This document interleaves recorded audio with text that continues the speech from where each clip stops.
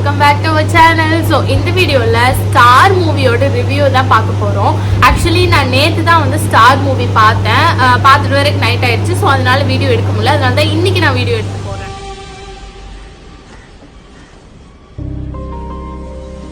So இந்த மூவியில் யார் நடிச்சிருக்காங்க அப்படின்னா கவின் நடிச்சிருக்காங்க. கவின் நம்ம எல்லாத்துக்குமே தெரியும், டாடா மூவியில் நடிச்சிருக்கிறவர். அண்ட் அதுக்கு முன்னாடி வந்து லிஃப்ட் மூவியில் நடிச்சிருந்தாரு. அண்ட் விஜய் டிவியோட ரொம்ப ஃபெமிலியரான ஒரு பர்சன் தான் வந்துட்டு கவின் அப்படிங்கிறவர். ஸோ அவர் வந்து நடிச்சிருக்காரு. அண்ட் அதுக்கு அடுத்தது வந்து கவினோட அப்பா கேரக்டரில் வந்து லால் அப்படிங்கிறவர் நடிச்சிருக்காரு. ஸோ அந்த கேரக்டர் ரொம்பவே முக்கியம் த்ரூ அவுட் மூவி.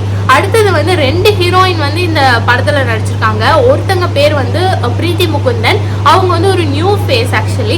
அண்ட் இன்னொருத்தவங்க வந்து யார் அப்படின்னா நம்ம ஜெமினி கணேசனும் சொல்லிராஜனும் படத்தில் வந்து ஒரு ஹீரோயினாக வருவாங்க, ஒரு நர்சிங் படிக்கிற ஒரு பொண்ணாக வருவாங்க, செகண்ட் ஹீரோயினாக வருவாங்க. ஸோ அவங்க பேர் வந்து அதித்தி போகாங்கர். ஸோ அவங்களும் வந்துட்டு இந்த படத்தில் நடிச்சிருக்காங்க. ஸோ எனக்கு என்னமோ வந்து இந்த அதித்தி போகாங்கரை விட பிரீத்தி முகுந்தன் வந்து கொஞ்சம் நல்லா இருக்கிற மாதிரி தோணுச்சு. அண்ட் தியேட்டர்லயும் அந்த மாதிரி தான் பேசிக்கிட்டாங்க அப்படின்னு என் காதில் விழுந்துச்சு. ஸோ ஓகே, அது எல்லாத்தையும் தூக்கி ஓரமாக வச்சுட்டு இந்த படத்தோட கதைக்கு வரும் அப்படின்னா ஒரு நார்மலான மோட்டிவேஷனல் மூவி தான் இது. என்ன சொல்றது, ஒரு சாதாரண பையன் சின்ன வயசுலேருந்து ஏங்குற ஒரு விஷயத்துக்காக எப்படியெல்லாம் வந்து போராட வேண்டியதாக இருக்குது. அண்ட் அந்த கடைசியில் வந்து அந்த கோலை வந்து அடைஞ்சானா இல்லையா அப்படிங்கிறது தான் இந்த மூவியோட ஒரு சின்ன ஒன் லைனர் அப்படின்னு வச்சு. அது எதுக்காக போராடுறான் அப்படின்னா, ஓகே நிறையா படத்தில் பார்த்துப்போம், தோனி வந்து கிரிக்கெட்டுக்காக போராடி இருப்பார். அண்ட் ஸோ இந்த மாதிரி நிறைய மோட்டிவேஷனல் மூவி இருக்கு இல்லையா. நான் வந்து உங்களுக்கு சொல்லணுங்கிற அவசியம் கிடையாது, உங்களுக்கே வந்து நல்லாவே தெரியும். தங்களுக்கு தெரியாத சட்டமன்றம் இல்லை ஒரு ஆனர் அப்படிங்கிற மாதிரி. ஸோ உங்களுக்கே நிறைய மோட்டிவேஷனல் மூவி தெரியும். அதோட வந்து இதை கம்பேர் பண்ணிக்கோங்க. சின்ன வயசுலேருந்து ஒரு விஷயத்துக்காக ஏங்கி தவிக்கிற ஒரு பையன். இந்த படத்தை பொறுத்த வரைக்கும் அந்த பையன் வந்து சினிமாவுக்காக ஏங்கி தவிக்கிறான், சினிமாவில் போய் நடிக்கணும் அப்படிங்கிறதுக்காக ஏங்கி தவிக்கிறான். ஸோ அதுக்கான ப்ரிப்ரேஷன்லாம் அவன் எவ்வளோ பண்ணுறான். அண்ட் அதனால வந்துட்டு அவன் எவ்வளோ அடி வாங்குறான்.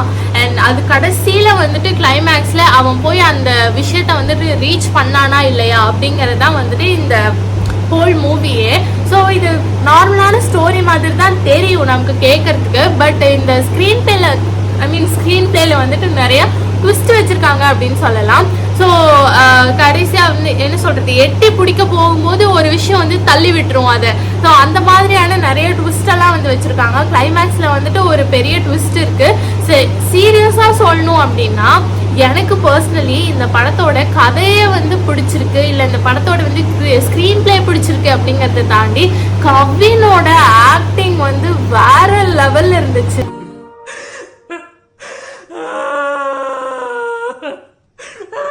சீரியஸா நான் அப்படியே வந்து ஸ்க்ரீன்ல நான் வேற யாரையுமே பார்க்கலங்க, கவினை மட்டும்தான் பார்த்துக்கிட்டே இருந்தேன். He was so handsome. நிஜமா சொல்லணும்னா அந்த ஸ்கூல் பையனை நடிக்கும் போது இல்லை காலேஜ் பையனை நடிக்கும் போதெல்லாம் அவ்வளோ ஹேண்ட்ஸமா இருந்தாங்க. அண்ட் நான் உண்மையிலேயே வந்துட்டு கவினுக்கு இந்த படத்துல ஒரு ஃபேனாவே மாறிட்டேன் அப்படின்னு தான் சொல்லணும். வேற லெவல்ல இருந்தாங்க. ஸோ இது எல்லாமே வந்துட்டு positive aspect of the movie. And நெகட்டிவ்க்கு வரும்போது என்னன்னா, இந்த படத்துல வந்துட்டு கொஞ்சம் டைமிங்கை வந்து கம்மி பண்ணிருக்கலாமோ அப்படின்னு எனக்கு தோணுச்சு. பிகாஸ் இன்டர்வல் வரும்போது இன்டர்வல் இப்போ வருமா அப்போ வருமா அப்படின்னு வெயிட் பண்ணிக்கிட்டே இருக்கிற மாதிரி இருந்தது. அண்ட் இன்னொரு விஷயம் என்னன்னா, படம் இன்னும் மாட முடியலை அப்படிங்கிற மாதிரி இருந்துச்சு. கொஞ்சம் மூவி வந்து லென்த்தாக இருக்கிற மாதிரி ஃபீல் ஆச்சுன்னு எனக்கு தோணுது. அண்ட் டீட்டெயிலிங் பற்றி சொல்லணும்னா நிறைய இடத்துல நிறைய விஷயத்த வந்துட்டு டீட்டெயில் பண்ணுறதுக்கு மறந்துட்டாங்களோ அப்படின்னு சொல்லிட்டு எனக்கு தோணுச்சு. ஃபார் எக்ஸாம்பிள், ஹீரோ வந்துட்டு மும்பை போவார். அவர் வந்து ஆக்டிங் கற்றுக்கிறதுக்காக மும்பை போவார். அங்கே போயிட்டு ஒரு சில விஷயம்லாம் நடக்கும். அவரோட பர்ஸ் வந்து தொலைச்சிருவார், திரும்ப வந்து வீட்டுக்கு வர முடியாது, அங்கிருந்தே வந்து ஸ்ட்ரகிள் பண்ண வேண்டியதாக இருக்கும். ஸோ அந்த மாதிரி அந்த ஸ்ட்ரகிளிங் ஃபேஸ் இருக்கு இல்லையா, அங்கே வந்துட்டு நிறைய விஷயத்த டீட்டெயிலாக சொல்லலையோ அப்படின்னு சொல்லிட்டு எனக்கு தோணுச்சு. அங்கே வந்து ஒரு அம்மா கூட வந்துட்டு இருப்பார். அம்மா இந்த சென்ஸ் ஒரு யாரோ ஒருத்தங்க வந்துட்டு அவரை கூட்டிட்டு போய் ஒரு அடைக்கலம் கொடுப்பாங்க. அவங்க யாரு ஆக்சுவலி சரி ஓகே, அவங்களுக்கு வந்துட்டு என்னாச்சு அந்த அளவுக்கு டீட்டெயிலாக போக தேவையில்லை அப்படின்னு சொன்னாலும், பட் அது ஒரு எமோஷ்னலி வந்துட்டு அது ஒரு கனெக்ட் பண்ணிருக்கலாம். அது வந்து எமோஷ்னலி கனெக்டே ஆகாத மாதிரி எனக்கு கொஞ்சம் ஃபீல் ஆச்சு. அண்ட் இந்த மாதிரி ஒரு சில விஷயங்கள்லாம் இருக்கு. அண்ட் ஃபர்ஸ்ட் ஹாஃப்ல வந்துட்டு என்ன சொல்றது, அந்த லவ் சீன்ஸ் எல்லாம் வந்துட்டு பார்த்தீங்கன்னா படத்தோட ஸ்பீடுக்கு வந்து அப்படியே ஸ்பீட் பிரேக்கர் போட்ட மாதிரி இருந்துச்சு. ஸோ இதெல்லாம் தான் நான் நெகட்டிவாக சொல்லுவேன். இதெல்லாம் தான் கொஞ்சம் நெகட்டிவாக இருந்த மாதிரி எனக்கு ஃபீல் ஆச்சு. அண்ட் கிளைமேக்ஸ் வந்து உண்மையிலே சூப்பராக இருந்துச்சுங்க. அது வந்து கிளைமேக்ஸில் ஒரே சிங்கிள் ஷாட்டாக வந்துட்டு கிட்டத்தட்ட ஒரு 5 minutes வந்து அவர் ஆக்ட் பண்ணியிருப்பாருன்னு நினைக்கிறேன். வேற லெவல் இருந்துச்சு. அவர் வந்து அதில் பிச்சு உதறி இருக்காரு அப்படின்னு தான் சொல்லணும், கவினை நான் சொல்கிறேன். அண்ட் இன்னொரு முக்கியமான விஷயம் என்னன்னா, யுவன் சங்கர் ராஜாவோட மியூசிக், யுவனோட மியூசிக் தான் வேற லெவல் இருந்துச்சு. ஒரு மாதிரி எனக்கு வந்து என்ன சொல்றது, ஒரு சில பாட்டெல்லாம் வந்து புதுசாக தான் கேட்குறோம். ஆனால் எனக்கு புதுசாக கேட்குற மாதிரி ஒரு ஃபீலே இல்லை. ஏதோ எங்கேயோ பழகின பாட்டு அப்படிங்கிற மாதிரி இருந்துச்சு. எனக்கு தெரியுது அது ஆல்ரெடி பழகின பாட்டு தாமா அப்படின்னு நீங்கள் சொல்கிறீங்க. கிடையாது, அந்த பாட்டை நான் சொல்லலை. இன்னொரு சில பாட்டு தான் நான் சொல்கிறேன். அவர் வந்து கவின் வந்து ஸ்டேஜில் பெர்ஃபார்ம் பண்ணுற மாதிரி ஒரு சாங் இருக்கும். கூந்தல் கீரல்கள் தானே மறவேனே உயிர் வாழும் நாள் வரை, அதெல்லாமே வந்துட்டு எனக்கு கொஞ்சம் பழகின மாதிரி நல்லா இருக்கே அப்படிங்கிற மாதிரி இருந்துச்சு. ஸோ யுவனோட மியூசிக் வந்துட்டு வேற லெவல் இருந்துச்சு. அண்ட் இதெல்லாம் தான் வந்துட்டு எனக்கு தோணுன விஷயம் அந்த ஸ்டார் மூவி பார்த்துட்டு. அண்ட் இம்பார்ட்டண்ட்டான விஷயம் என்ன அப்படின்னா, ஃபர்ஸ்ட் ஹாஃபில் வந்துட்டு கொஞ்சம் நமக்கு வந்து எமோஷ்னலி கனெக்ட் ஆகாத மாதிரி இருந்துச்சு. ஸோ அதை மட்டும் கனெக்ட் பண்ண ட்ரை பண்ணியிருந்தாங்கன்னா ஹோல் மூவியே வேற லெவலில் இருந்திருக்கும் அப்படின்னு எனக்கு ஃபீல் ஆகுது.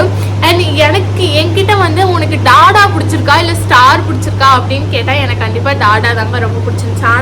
ஆனால் டாடா விட லிஃப்ட்டை விட கவினோட ஆக்டிங் வந்துட்டு இதில் இன்னும் வேற லெவல் இருந்துச்சு அப்படின்னு தான் நான் சொல்கிறேன். அதில் வந்துட்டு அவர் பிச்சு உதறி இருக்காரு. ஸோ இவ்வளோ தாங்க ஸ்டார் மூவியை பற்றின என்னோட ரிவ்யூலாம் சொல்ல முடியாது, என்னோட ஒப்பீனியன் இதுதான்.